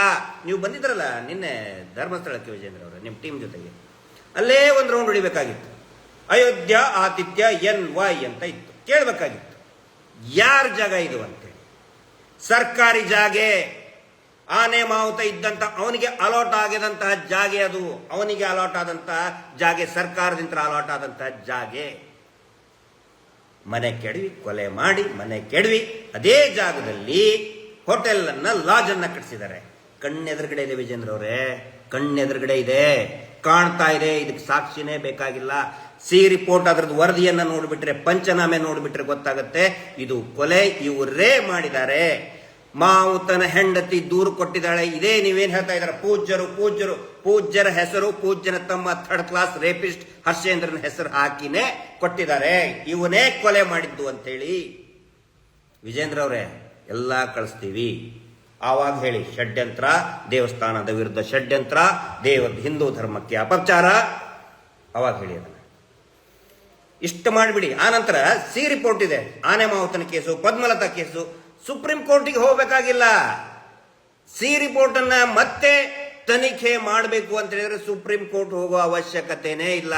DSP ಅಂಡ್ ಅಬೋವ್ ರ್ಯಾಂಕ್ ಇದ್ದಂಥವರು ಮತ್ತೆ ಅದನ್ನ ತನಿಖೆಗೆ ಒಳಿಸಬೇಕು. ದಯವಿಟ್ಟು ಸಿದ್ದರಾಮಯ್ಯನವರು ಹೋಗಿ, ಬೇಕಾದ್ರೆ ಅವ್ರ ಮನೆ ಮುಂದೆ ಏನಾದರೂ ಒಂದು ಆಗ್ರಹ ಮಾಡಿ. ವಿಧಾನಸೌಧ ಶಾಸಕರಿದ್ದೀರಿ ನೀವು, ಶಿಕಾರಿಪುರದ ಶಾಸಕರಾಗಿದ್ದೀರಿ, ಆಗ್ರಹ ಮಾಡಿ. ನಿಮ್ಗೆ ತುಂಬಾ ಈಸಿ, ಸಿದ್ದರಾಮಯ್ಯನವರ ಅಪಾಯಿಂಟ್ಮೆಂಟ್ ತುಂಬಾ ಈಸಿ. ಏನು ಆನೆ ಮಾವುತನ case, Padmalatha case, Vedavalli case, ಆರೋಪಿನೇ ನಾಪತ್ತೆ ಆಗಿರೋದೆಲ್ಲ ಧರ್ಮಸ್ಥಳ. ಶಿಕಾರಿಪುರದಲ್ಲಿ ಹಿಂಗಾಗಿದ್ರೆ ನೀವು ಸುಮ್ಮನೆ ಇರ್ತಿದ್ರಾ? ಒಂದೇ ಜಾಗದಲ್ಲಿ ನಿರಂತರ ಕೊಲೆಗಳು, ಆರೋಪಿನೇ ನಾಪತ್ತೆ ಅಂತ ಹೇಳಿದ್ರೆ ನೀವು ಸುಮ್ಮನೆ ಇರ್ತಿದ್ರಾ? ಇವೆಲ್ಲವೂ ಆಗಿರೋದು ಧರ್ಮಸ್ಥಳದ ಅಂಗಳದಲ್ಲಿನೇ. ಹೋಗಿ ಕೇಳಿ. ಆದ್ರೆ ರಿಪೋರ್ಟ್ ಅನ್ನ ರೀಇನ್ವೆಸ್ಟಿಗೇಟ್ ಮಾಡೋದಕ್ಕೆ ಸುಪ್ರೀಂ ಕೋರ್ಟ್ ಬೇಕಿಲ್ಲ, ಹೈಕೋರ್ಟ್ ಬೇಕಾಗಿಲ್ಲ, JMFC ಕೋರ್ಟ್ ಬೇಕಾಗಿಲ್ಲ. Only DSP and above rank. ಸಿದ್ದರಾಮಯ್ಯನವ್ರು ಹೇಳ್ಬಿಡಿ, ಆಗುತ್ತೆ. ಇಷ್ಟು ಮಾಡಬೇಕಾಗಿರೋದು. ಈಗ ಷಡ್ಯಂತ್ರದ ಹತ್ರ ಬರ್ತೀನಿ. ಷಡ್ಯಂತ್ರ ಅನ್ನೋದೇ ಒಂದು ದೊಡ್ಡ ಷಡ್ಯಂತ್ರ, ಅದು ಗೊತ್ತಿರಲಿ. ಬುರುಡೆ ತಂದ್ರು ಅಂತ ಹೇಳ್ತಾರಲ್ಲ, ಅದನ್ನ ನೀವು ವಿಜೇಂದ್ರ ಅವರು ಹೆಂಗೆ ಕೇಳಿದ್ರಿ, ನೀವು ಹೆಂಗೆ ಒಪ್ಕೊಂಡ್ರಿ ಅದನ್ನ? ಆ ತೇರಿ, ಆ ಪ್ರಪೋಗಂಡ. ಬುರುಡೆ ಕಿರಾಣಿ ಅಂಗಡಿಯಲ್ಲಿ ಸಿಗ್ತದ, ತೆಂಗಿನ ಮರದಲ್ಲಿ ಇರ್ತದ. ಆ ಬುರುಡೆ ಕೊಟ್ಟವನಿಗೆ ಗೊತ್ತಾಗಲ್ವ, ಕಾಮನ್ ಸೆನ್ಸ್ ಇರಲ್ವ? ನಾಳೆ ಏನಾದ್ರು ಕೊಟ್ರಿ, ಅದೋ ಒಂದು ಲ್ಯಾಬ್ ಇಂತ್ರ, ಅದು ಲ್ಯಾಬ್ನವನೇನು ಹುಚ್ಚರು ಲ್ಯಾಬ್ ಮಾಡಿರಲ್ಲ. ಒಂದು ವೇಳೆ ಆ ತರ ಏನಾದ್ರು ಷಡ್ಯಂತ್ರ ಮಾಡಿ, ನಾನು ಮಹೇಶ್ ಶೆಟ್ರು ಜಯಂತ್ರು ಏನೋ ಎಲ್ಲಿಂತ್ರನೋ ಲ್ಯಾಬ್ ಇಂತ್ರ ತಗೊಂಡು ಬಂದು ಇವನು ತಮಿಳುನಾಡಿನಲ್ಲಿದ್ದಂತೆ ಅಲ್ಲಿ ಹೋಗಿ ನಾವು ಅವನಿಗೆ ಕೊಟ್ಟು, ಇನ್ಯಾರೋ ಕಮ್ಯುನಿಸ್ಟು, ಇನ್ಯಾರೋ MP ಗಳಿಗೆ ಹೋಗಿ, how can you believe Vijendra ಅವರು ಇದನ್ನೆಲ್ಲ? ಫೇಕ್ ಥಿಯರಿನ, ಫೇಕ್ ಫಾಲ್ಸ್ ಪ್ರಪಗಂಡನ ಹೆಂಗೆ ನೀವು ನಂಬ್ತೀರಾ? ನಮ್ಮನ್ನೇನು ಹುಚ್ಚರಂತ ತಿಳ್ಕೊಂಡಿದ್ದೀರಾ? ನಾಳೆ ನಮಗೂ ಕೂಡ ಖಂಡಿತ ಗೊತ್ತಿತ್ತು ಇದು SIT ತನಿಖೆನೇ ಆಗುತ್ತೆ, ಅಥವಾ CBI ಆಗ್ಬೋದು, ಇನ್ಯಾವುದಾದ್ರು ಆಗ್ಬೋದು. ಸುಳ್ಳು ನಾವು ಮಾತಾಡಿದರೆ ಸಿಕ್ಕಾಕೊಳ್ತೀವಂತ ಅರಿವು ನಮಗಿರಲ್ವಾ? ಅಥವಾ ಅವ್ನು ಯಾವುದೋ ಲ್ಯಾಬಿನವನಿಗೆ ಬುದ್ಧಿ ಇರಲ್ವಾ? ಈ ಸುಳ್ಳುಗಳನ್ನ ಹೇಗೆ ನಂಬಿದ್ರಿ ಸ್ವಾಮಿ ನೀವು? ಸ್ಟಡಿ ಮಾಡ್ಬೇಕಲ್ವಾ? ಏನು ಸ್ಟಡಿ ಮಾಡದೆ, ಏನು ಯೋಚನೆ ಮಾಡ್ದೇನೆ, ಎಳ್ಳು ಕಾಳಷ್ಟು ಕೂಡ ಈ ಏನು ಬುರುಡೆ ಥೇರಿ ಹೇಳ್ತಾ ಇದ್ರಲ್ಲ, ಯಾರೋ ತಂದ್ಕೊಟ್ರು ಷಡ್ಯಂತ್ರ, ಎಳ್ಳು ಕಾಳಷ್ಟು ಕೂಡ ಷಡ್ಯಂತ್ರ ಅನ್ನುವಂಥ ಆರೋಪದಲ್ಲಿ ಸತ್ಯಾಂಶ ಇಲ್ಲ. ಷಡ್ಯಂತ್ರ ಅನ್ನೋದೇ ಒಂದು ಷಡ್ಯಂತ್ರ. ಅತ್ಯಾಚಾರಿಗಳನ್ನ ರಕ್ಷಣೆ ಮಾಡೋದಕ್ಕೆ, ಪ್ರಭಾವಿ ಕುಟುಂಬವನ್ನ ರಕ್ಷಣೆ ಮಾಡೋದಕ್ಕೆ ಈ ಒಂದು ಷಡ್ಯಂತ್ರವನ್ನ ಕೆಲವು TV ಚಾನೆಲ್ಗಳ ಮುಖಾಂತರ, ಕೆಲವು ನಕಲಿ ಪತ್ರಕರ್ತರ ಮುಖಾಂತರ ಹಬ್ಬಿಸ್ತಾ ಇದ್ದಾರೆ. ಆ ನಂತರ ಇದನ್ನು ಈ ಷಡ್ಯಂತ್ರ, ಈ ಬುರುಡೆ ಥೇರಿ ಹೇಳಿದವರು ಇದೇ ಥರ್ಡ್ ಕ್ಲಾಸ್ ಲೋಫರ್ ಇವನು ರಾಕೇಶ್ ಶೆಟ್ಟಿ ನಿಮ್ಮ ವಿರುದ್ಧನೇ ಮಾತಾಡಿದ್ನಲ್ರಿ ವಿಜೇಂದ್ರ ಅವರೇ. ನಿಮ್ಮನ್ನೇ ಬ್ಲಾಕ್ ಮೇಲ್ ಮಾಡಕ್ ಹೊಂಟಿದ್ನಲ್ರಿ, ನೀವು ಅವನು ಹೇಗೆ ನಂಬಿದ್ರಿ ವಿಜೇಂದ್ರ ಅವರೇ? ಅವಾಗ ನಾವು ನಿಮ್ಮ ಬಗ್ಗೆ ಅನುಕಂಪ ನಿಮ್ಮ ಮೇಲೆ ಮಾಡಿದ್ದಕ್ಕೆ ನಮಗೆ ಬಹಳ ಸಿಟ್ಟು ಬಂದಿತ್ತು. ರಾಕೇಶ್ ಶೆಟ್ಟಿ ಅನ್ನೋ third class loafer sex CD ಇಟ್ಕೊಂಡು ಬ್ಲಾಕ್ ಮೇಲ್ ಮಾಡ್ತಾನ ಅವನ್ನೆಲ್ಲರಿಗೂ. ಅವನು ಹೇಳಿದ ಮಾತನ್ನ ನಂಬಿ ನೀವು ಇವನ್ನೆಲ್ಲ ಮಾಡ್ಕೊಂಡು ಕೂತಿದ್ರಿ ಅಲ್ರಿ. ಇನ್ನೊಬ್ಬ ನಾವು ಅಜಿತ್ ಜೈನ್ ಫಾರಿನ್ಗೆ ಹೋಗಿ ವಿದೇಶಕ್ಕೆ, ಅಮೆರಿಕಕ್ಕೆ ಹೋಗಿ ಸ್ಟಡಿ ಇನ್ವೆಸ್ಟಿಗೇಷನ್ ಮಾಡಿದ್ನಂತೆ. ಅವನ ತಲೆಯಲ್ಲಿ ಸಗಣಿ ತುಂಬಿಕೊಂಡಿದ್ದಾನೆ ಅವನು ಅಜಿತ್ ಜೈನ್. ಅಂಥವ್ರದೆಲ್ಲ ಸುಳ್ಳು ಜೊಳ್ಳು ಷಡ್ಯಂತ್ರ ಅದು ಇದು ಅಂತ ಕೇಳ್ಕೊಂಡು ಒದ್ದಗ ಬಂದ್ಬಿಟ್ರಲ್ಲ, ಚಲೋ ಧರ್ಮಸ್ಥಳ ಚಲೋ ಅಂತ ನೇತೃತ್ವದಲ್ಲಿ ಅಂತ ಹೇಳಿ. ರಹಸ್ಯ ಹೇಳ್ತೇನೆ ಕೇಳಿ, ಷಡ್ಯಂತ್ರದ ರಹಸ್ಯ. ಷಡ್ಯಂತ್ರ ನಿಮ್ಮ ವಿರುದ್ಧ ಮಾಡ್ತಾ ಇದ್ದಾರೆ. ನಿಮ್ಮ ಮೇಲೆ ಒಂದು ಕನ್ಸರ್ನ್ ಇಟ್ಕೊಂಡು ಹೇಳ್ತಾ ಇದ್ದೀನಿ, ನಿಮ್ಮನ್ನ ಖೆಡ್ಡಕ್ಕೆ ತಳ್ತಾ ಇದ್ದಾರೆ. ಇದೇ R Ashok, DK Shivakumar and S Santosh and Surana party ಕಚೇರಿಯಲ್ಲಿ ಇದ್ದಂತ ನಿಮ್ಮನ್ನ ಖೆಡ್ಡಕ್ಕೆ ತಳ್ತಾ ಇದ್ದಾರೆ, ತಳ್ಳಿದ್ದಾರೆ. ವಿಜೇಂದ್ರ ಅವರೇ ಅರ್ಥ ಮಾಡ್ಕೊಳ್ಳಿ ಈ ಷಡ್ಯಂತ್ರವನ್ನ. ಯಾಕಂದ್ರೆ ಎಲ್ಲರಿಗೂ ಗೊತ್ತಿದೆ ಇದೆ ಯಾವ ಷಡ್ಯಂತ್ರ ಇಲ್ಲ. ಈ ವೀರೇಂದ್ರ ಜೈನ್ ಎಷ್ಟು ಕಚ್ಚಡ ಹೊಲಿಸುವಂತ ಇವರೆಲ್ಲರಿಗೂ ಗೊತ್ತಿದೆ. ಯಾಕಂತ ಹೇಳಿದ್ರೆ DK ಶಿವಕುಮಾರ್ದು ದುಡ್ಡಿನ ವ್ಯವಹಾರ ಇದೆ. ಸೆಟ್ಟಿಂಗ್ ಸುರೇಂದ್ರನ ಜೊತೆಗೆ ಆ ಲಾಯರ್ ಜಗದೀಶ್ ಅವ್ರು ಹೇಳಿದ್ರಲ್ಲಿ ಸುಳ್ಳಲ್ಲ. ವಿಶ್ವನಾಥ್ಗೂ ಅವ್ರಿಗೂ ಸಂಬಂಧ ಇರೋದು ಸುಳ್ಳಲ್ಲ. ಲಾಯರ್ ಜಗದೀಶ್ ಹೇಳಿದ್ದು ಅಪ್ಪಟ ಸತ್ಯ. ಅವ್ರು ಇಂಡಿವಿಜುವಲ್ ಆಗಿ ಏನೇನು ಮಾತಾಡ್ತಾರೆ, ಬೇರೆ ಬೇರೆ ವಿಷಯದ ಬಗ್ಗೆ ಮಾತಾಡಿದ್ದಾರೆ, ಅದ್ರ ಬಗ್ಗೆ ನಾನೇನು ಹೇಳಕ್ ಹೋಗಲ್ಲ, ಅದು ಅವ್ರಿಗೆ ಬಿಟ್ಟಿದ್ದು. ಆದರೆ ಸೌಜನ್ಯ ಪ್ರಕರಣದಲ್ಲಿ, ಈ ಪ್ರಕರಣದಲ್ಲಿ ಮತ್ತು ಆ ಸೆಟ್ಟಿಂಗ್ ಸುರೇಂದ್ರ ನಕಲಿ ದೇವಮಾನವನ ತಮ್ಮ ಮಾಡ್ತಾ ಇರುವಂತಹ ರಿಯಲ್ ಎಸ್ಟೇಟು, ವಿಶ್ವನಾಥ್ಗೂ ಇರೋ ಸಂಬಂಧ, DK ಶಿವಕುಮಾರ್ ಇರೋ ಸಂಬಂಧ, ಲಾಯರ್ ಜಗದೀಶ್ ಹೇಳಿದ್ದು ಅಪ್ಪಟ ಸತ್ಯ ಇದೆ. ನಾನು ಕೂಡ ಅವಾಗ ರಿಯಲ್ ಎಸ್ಟೇಟ್ ಮಾಡ್ತಿದ್ದೆ ಒಂದಿಷ್ಟು ದಿನ, ಕೈಗೆ ಎಟಕ್ಲಿಯಲ್ಲಿ ಏನು ಅದು ನನ್ನ ಇದಕ್ಕೂ ಇರಲಿಲ್ಲ. ಅವಾಗಲೂ ಎಷ್ಟೋ ಜನ ಹೇಳಿದ್ದಾರೆ ಇದು ಧರ್ಮಸ್ಥಳದ ವೀರೇಂದ್ರ ಜೈನ್ ಅಂತ ಸುಮಾರು ಜನ ಹೇಳಿದ್ದಾರೆ. ಈ ಸೆಟ್ಟಿಂಗ್ ಸುರೇಂದ್ರ ಇವ್ರದ್ದು ದೊಡ್ಡ ದಂಧೆ ಇದೆ ಯಲಹಂಕದಲ್ಲಿ. ಇಡೀ ಬೆಂಗಳೂರಿನಲ್ಲಿ ಮತ್ತು ದೆಹಲಿಯಲ್ಲಿ ಈ ಧರ್ಮೋದ್ಯಮಿಗಳು, ನೀವು ಹೇಳ್ತಿರಲ್ಲ ದೇವಮಾನವ ಅಂತೇಳಿ, ಫೇಮಸ್ ನೊಟೋ ಅಥವಾ ಇನ್ಫೇಮಸ್ ಇರೋದಕ್ಕೆ, ಬ್ಲ್ಯಾಕ್ ಮನಿಯನ್ನ ವೈಟ್ ಮನಿ ಮಾಡೋದಕ್ಕೆ, ಕಪ್ಪು ಹಣ ವರ್ಗಾವಣೆ ಮಾಡೋದಕ್ಕೆ ಇರುವಂಥ ವ್ಯಕ್ತಿಗಳಿವರು. ಗೊತ್ತಿರಲಿ, ನಿಮ್ಗೆ ಗೊತ್ತಿರ್ತದೆ. DK ಸುಮಾರು ಜನ ಹೇಳ್ತಾರೆ ಮೀಟರ್ ಬಡ್ಡಿ ದಂಧೆಯಲ್ಲಿ ಇರೋದೆಲ್ಲ ಬ್ಲ್ಯಾಕ್ ಮನಿನೇ ವಿಜೇಂದ್ರ ಅವರೇ. ದೊಡ್ಡ ದೊಡ್ಡ ರಾಜಕಾರಣಿಗಳ ದುಡ್ಡಿದೆ, ಅನೇಕ ರಾಜಕಾರಣಿಗಳ ದುಡ್ಡು, ದೊಡ್ಡ ದೊಡ್ಡ ಅಧಿಕಾರಿಗಳ ದುಡ್ಡು, ದೊಡ್ಡ ದೊಡ್ಡ ಉದ್ಯಮಿಗಳ ಬ್ಲ್ಯಾಕ್ ಮನಿ ಇದೆ. ಹಿಂಗಾಗಿ ಎಲ್ಲರೂ ಕೂಡ ಅವ್ರನ್ನ ರಕ್ಷಣೆ ಮಾಡಕ್ ನಿಂತಿದ್ದಾರೆ. ರಾಜ್ಯಸಭಾ ಸದಸ್ಯರನ್ನ ಮಾಡಬೇಕಾದ್ರೆ 100 ಕೋಟಿವರೆಗೂ ಕೂಡ ಹಣ ವರ್ಗಾವಣೆ ನಡೆದಿದೆ. ಕೇಳಿ S&S ಅವ್ರಿಗೆ, ಸುರಾನ ಗಿರಾನ ಇದಾರಲ್ಲ ದಲಾಲರು, ಅವರಿಂದನೇ ಪಾರ್ಟಿ ಹಾಳಾಗಿದ್ದು, ಅವರಿಂದನೇ ಬೇಜಾರಾಗಿ ಪಕ್ಷದಿಂದ ನಾವು ಹೊರಗಡೆ ಬಂದು ಸುಮ್ಮನೆ ಕುತ್ಕೊಂಡಿದ್ದು. ನಿಮ್ಮನ್ನು ಕೂಡ ಸಿಕ್ಕಾಕೊಂಡ್ರು, ಮಾನ್ಯ ಯಡಿಯೂರಪ್ಪನವ್ರಿಗೂ ಕೂಡ ಸಿಕ್ಕಾಕ್ಸಿದ್ರು ಅವರು. ಮತ್ತೆ ಒಂದ್ಸಗೆ ನಿಮಗೆ ಖೆಡ್ಡ ತೋಡಿದ್ದಾರೆ. ಅವರು ತಿಂದಿದ್ದನ್ನ ನಿಮ್ಮ ಮುಖಕ್ಕೆ ಒರೆಸಕ್ಕೆ ಷಡ್ಯಂತ್ರ ದೇವಸ್ಥಾನದ ವಿರುದ್ಧ ಖಂಡಿತ ಇಲ್ಲ, ಇರೋದಕ್ಕೆ ಸಾಧ್ಯನೇ ಇಲ್ಲ.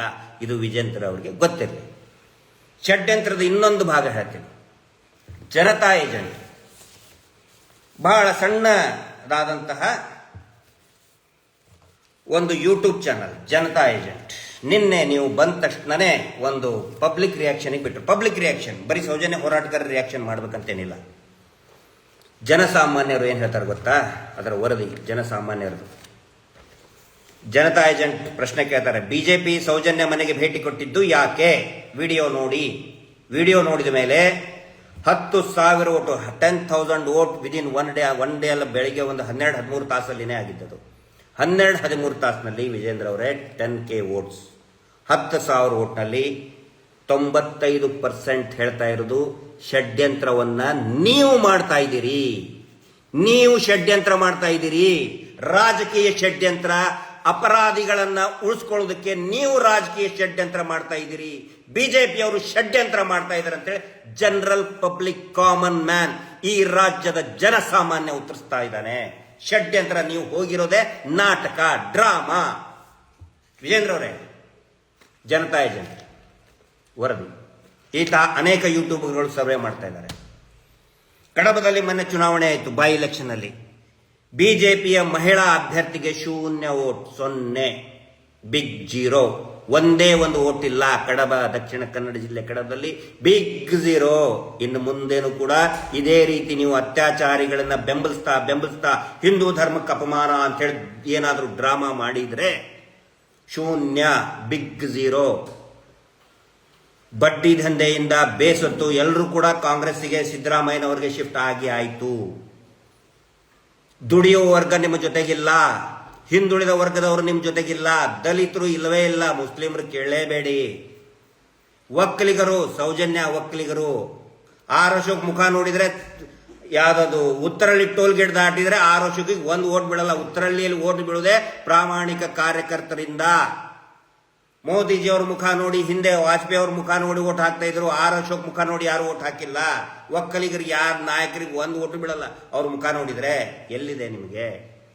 ನೀವು ಇದೇ ರೀತಿ ಹೋಗಿ ಅತ್ಯಾಚಾರಿಗಳ ಬೆಂಬಲಕ್ಕೆ ನಿಂತ್ಕೊಂಡು ಹೈ ಡ್ರಾಮಾ ಮಾಡಿದ್ರೆ, ಹಿಂದೂ ದೇವಸ್ಥಾನಕ್ಕೆ ಅಪಮಾನ ಆಡಿದ್ರೆ ನಿಮ್ಮಂಥ ಮೂರ್ಖರು ಯಾರಿಲ್ಲ. ಯಾಕಂತ ಹೇಳಿದ್ರೆ ಜನರುಗಳು ತುಂಬಾ ಜಾಣರಿದ್ದಾರೆ. ಈ ರಾಜ್ಯದ ಜನ ನಿಮ್ಮ ಬೊಗಳೆ, ನಿಮ್ಮ ಈ ಆರ್ ಅಶೋಕ್ ಬೊಗಳೆ ಬಿಡ್ತಾ ಇದಾರಲ್ಲ, ರೇಷನ್ ಅಂಗಡಿ ಹೆಗ್ಗಣದ ತರ ತಿಂದು ಉಪ್ಕೊಂಡಿದ್ದಾರೆ. ಹಂಗೆ ಅವರ ಮಾತನ್ನ ಕೇಳೋದಕ್ಕೆ ಯಾವನೂ ರೆಡಿ ಇಲ್ಲ. ಸೌಜನ್ಯಾಳಿಗೆ ನ್ಯಾಯ ಸಿಗಬೇಕು. ಧರ್ಮಸ್ಥಳದಲ್ಲಿ ಅತ್ಯಾಚಾರ ಆಗಿ ಕೊಲೆಯಾದಂತ ಪ್ರತಿಯೊಬ್ಬರಿಗೂ ನ್ಯಾಯ ಸಿಗಬೇಕು ಅಂತ ಹೇಳಿ ಇಡೀ ರಾಜ್ಯ, ದೇಶ ಇವತ್ತು ಕಾಯ್ತಾ ಇದೆ. ಡ್ರಾಮಾ ಮಾಡಿ ನಿಮ್ಮನ್ನ ಖೆಡ್ಡ ತಳ್ತಾ ಇದ್ದಾರೆ. ನಿಮ್ಮ ಮೇಲೆ ಒಂದು ಕನ್ಸರ್ನ್ ಇಟ್ಕೊಂಡು ಹೇಳ್ತಾ ಇದ್ದೀನಿ, ದಯವಿಟ್ಟು ಈ ಖೆಡ್ಡದಿಂದ ಹೊರಗಡೆ ಬನ್ನಿ. ವಿನಾಕಾರಣ ಸರ್ಕಾರದ ಮೇಲೆ ನಾವು ಬೆಂಬಲಿಗರಲ್ಲ. ಪ್ರಿಯಾಂಕಾ ಖರ್ಗೆ ಅವ್ರು ಹೇಳಿ ಕರೆಕ್ಟ್ ಇದೆ. ನಾವು ಬೆಳೆದಿದ್ದು ಯಡಿಯೂರಪ್ಪನವ್ರ ಗರಡಿಯಲ್ಲಿ ಸಂಘದ ಶಿಕ್ಷಣವನ್ನು ಪಡೆದಂಥವ್ರು ನಾವು. ಮಹೇಶ್ ಶೆಟ್ರು, ನಮ್ಮ ತಮ್ಮಣ್ಣ ಶೆಟ್ರು, ಎಲ್ಲರೂ, ಆಮನಂತರ ಯಾರು ಪ್ರಸನ್ನ ರವಿ ಅವರು, ಶೈಲಜಾ ಶೆಟ್ಟಿ ಅವರು, ಎಲ್ಲರೂ ಕೂಡ ಇಡೀ ಟೀಮೇ ಸಂಘದ ಗರಡಿಯಲ್ಲಿ ಬೆಳೆದಂಥವ್ರು. ನಾನು ಮದುವೆ ಆಗಿದ್ದು ಸ್ವಲ್ಪ ವಿವರವಾಗಿ ಹೇಳ್ತೇನೆ. ನನ್ನ ಮದುವೆ ಎಲ್ಲಿ ಆಗಬೇಕು ಅಂತ ತೀರ್ಮಾನ ಆಗಿದ್ದೆ ನಿಮ್ಮ ಮನೆಯಲ್ಲಿ ವಿಜೇಂದ್ರ ಅವರೇ. ಯಡಿಯೂರಪ್ಪನವರೇ ಹೇಳಿದ್ದಾರೆ. ಯಡಿಯೂರಪ್ಪನವರು ಅವಾಗ ಬೆಳಿಗ್ಗೆ ಬಂದಿದ್ದೆ, ಶೋಭಾ ಮೇಡಮ್ ಕೂಡ ಇದ್ರು. ಎಲ್ಲಿ ಏನಪ್ಪ ಮದುವೆ ಅಂತ ಎಲ್ಲಿ ಅಂದ್ಕೊಳ್ಳಿ, ಅವಾಗ ತೀರ್ಮಾನ ಮಾಡಿ ಸರ್ ಧರ್ಮಸ್ಥಳ, ಆಯ್ತು ಧರ್ಮಸ್ಥಳದಲ್ಲೇ ಆಗು ಅಂತ ಹೇಳಿ ನೆಕ್ಸ್ಟ್ ಕಾಲ್ ತಗೊಂಡು, ಸ್ವಾಮಿ ಹಚ್ಚು ಫೋನು ಧರ್ಮಸ್ಥಳಕ್ಕೆ. ವೀರೇಂದ್ರ ಹೆಗಡೆ ಅವ್ರ ಫೋನ್ ಹಚ್ಚಿ, ಗಿರೀಶ್ ಅಲ್ಲೇ ಮದುವೆ ಆಗ್ತಾನೆ ಅಂತ ಹೇಳಿ ಯಡಿಯೂರಪ್ಪನವ್ರು ಹೇಳಿದ್ದು. ಧರ್ಮಸ್ಥಳದಲ್ಲಿ ಅಷ್ಟು ಭಕ್ತಿ ನಮಗೆ ಧರ್ಮಸ್ಥಳ ಅಂದ್ರೆ. ಆವಾಗ ವೀರೇಂದ್ರ ಹೆಗಡೆ ಅವರ ಬಗ್ಗೆ ಅಷ್ಟೊಂದು ಭಕ್ತಿ. ನಾಳೆ ಫೋಟೋನು, ನನ್ನ ಮದುವೆ ಫೋಟೋನು ಕೂಡ ನಾಳೆ ನಾವು ಮತ್ತೆ ಸಮೀರ್ ವಿಸಿಟ್ ಮಾಡಿದ್ದು ಧರ್ಮಸ್ಥಳಕ್ಕೆ 3 ವರ್ಷದ ಹಿಂದೆ. ಆನಂತರ ಮಹೇಶ್ ಶೆಟ್ರು ಎಷ್ಟು ಭಕ್ತಿಯಿಂದ ನಡ್ಕೋತಾ ಇದ್ರು ವೀರೇಂದ್ರ ಹೆಗಡೆ ಅವ್ರ ಬಗ್ಗೆ, ಎಲ್ಲವನ್ನು ಕೂಡ ರಿಲೀಸ್ ಮಾಡ್ತೀವಿ. ಯಾವ ಷಡ್ಯಂತ್ರ ಇಲ್ಲಿ, ಯಾವಾಗ ಆಳಕ್ಕೆ ಹೋಗಿ ನಾವು ಸ್ಟಡಿ ಮಾಡ್ತೀವಿ ಅವಾಗಲೇ ಗೊತ್ತಾಗೋದು ಇವರು ಎಂಥ ಕಟುಕರು, ನೀಚರು, ಕೊಲೆಗಡಕರು, ಅತ್ಯಾಚಾರಿಗಳು, ಭೂಬಾಕರು, ಹೆಣ್ಣು ಬಾಕರು.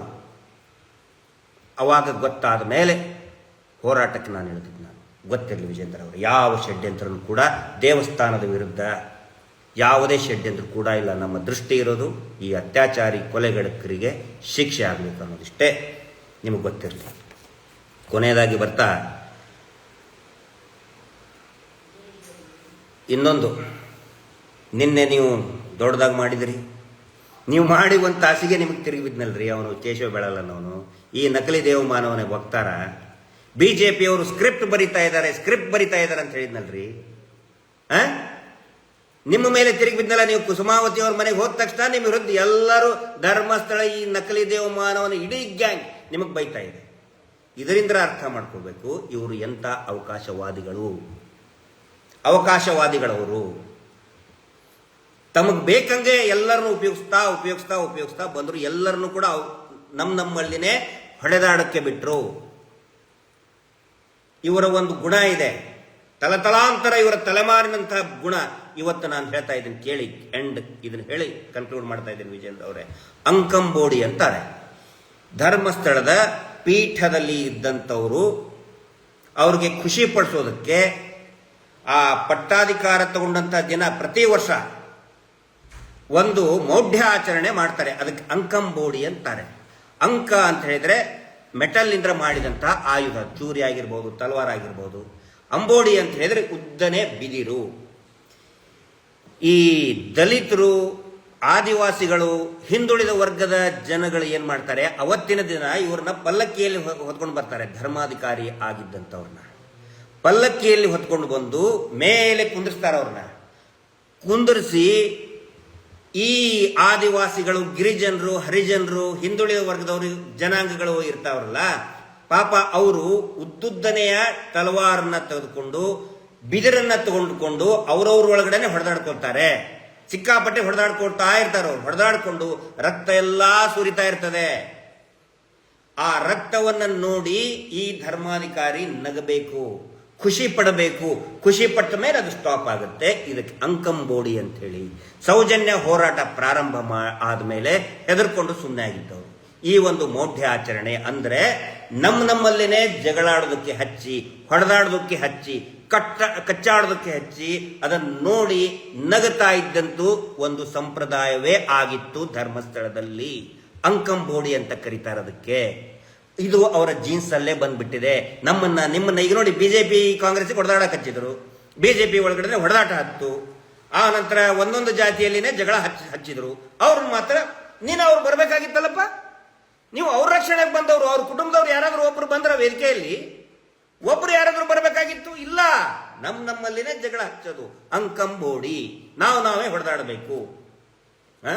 ಆ ಅಂಕಂಬೋಡಿಯಲ್ಲಿ ಏನಾಗ್ತಿತ್ತು ಅಂತ ಹೇಳಿದ್ರೆ, ಹೊಡೆದಾಡಬೇಕು, ರಕ್ತ ಎಲ್ಲ ಸುರಿದು ಇವರು ನಕ್ಕ ಮೇಲೆ ಅದು ಸುಮ್ಮನಾಗ್ತಾ ಇತ್ತು.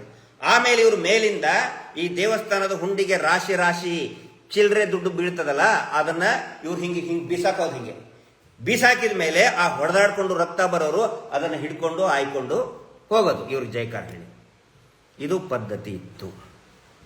ವಿಜೇಂದ್ರ ಅವರೇ, ಜಮೀನ್ದಾರ ಪದ್ಧತಿ, ದಬ್ಬಾಳಿಕೆ ಸುಮಾರು ನಾವು ಕೇಳಿದ್ದೀವಿ. ಜ್ವಲಂತವಾದಂಥ ಉದಾಹರಣೆ. ಇದರ ವಿರುದ್ಧ ನೀವು ಮಾತಾಡಬೇಕಾಗಿತ್ತು.